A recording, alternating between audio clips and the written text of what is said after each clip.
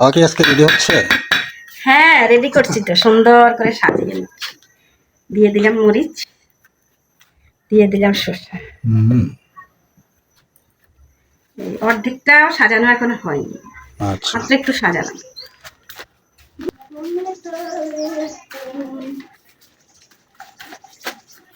এবার আবার আসো, দিয়ে দিলাম তোমার পছন্দের একটা মাছ ভাজা, বড় দেখে। এটা কিন্তু কাতল মাছ ভাজা, ঠিক আছে।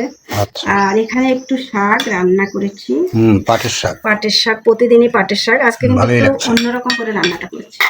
অন্যদিন নারকেল দিয়ে বা এমনিতে রসুন পেঁয়াজ দিয়ে করি, আজকে কিন্তু একটু আলু কুচাই দিয়ে তারপরে একদম অল্প করে রান্না করেছি।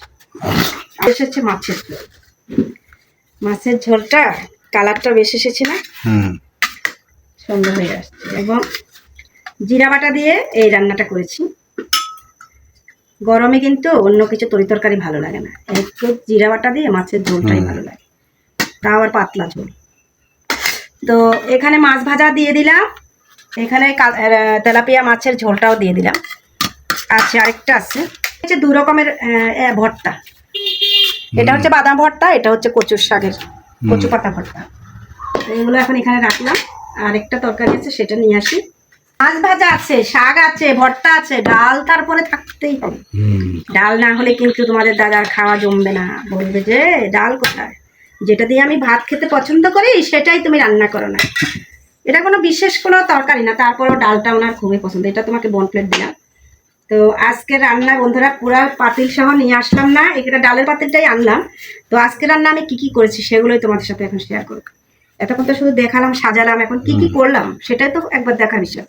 এখানে প্রথমে মাছ ভাজা দিয়ে শুরু করি। মাছ ভাজা, এখানে দুটো কাঁচামরিচ দিয়েছি, সাথে শসা, লেবু আছে গাছে, আনতে মনে নেই তাই আমি লেবুটা মিস করলাম। লেবু আছে কিন্তু গাছে, এখন যেতে যেতে আবার সময় লেগে যাবে। এখানে রয়েছে পাটের শাক, একটা আলু কুচিয়ে দিয়েছি। পাটের শাক এভাবে আমি আর কখনো রান্না করিনি, তবে একজন আমাকে বলেছিল যেভাবে রান্না করে খেয়ে দেয়, কিন্তু তো সব রকমের আসলে খেয়ে দেখতে হয় যে আসলে কেমন হয়। তো আসলে আগ্রহ করেই ওনার মতো করে আমি রান্নাটা করেছি, উনি যেভাবে বলেছে সেভাবেই করেছি। একটু আমি খেয়ে দেখেছি, ভালোই হয়েছে। আচ্ছা যাক, মাছ ভাজা গেল, শাক গেল। এখানে তো রয়েছে দেখছো পাতলা মুসুরির ডাল, এই বাটি কিন্তু খেয়ে নেবে,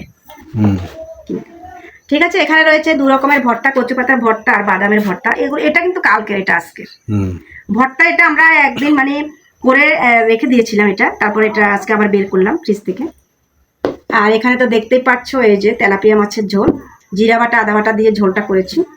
তো এই গরমে কিন্তু এই খাবারগুলোই খেতে ভালো লাগবে, আর এমনিতে তরিতরকারি খুব কমই ভালো লাগে।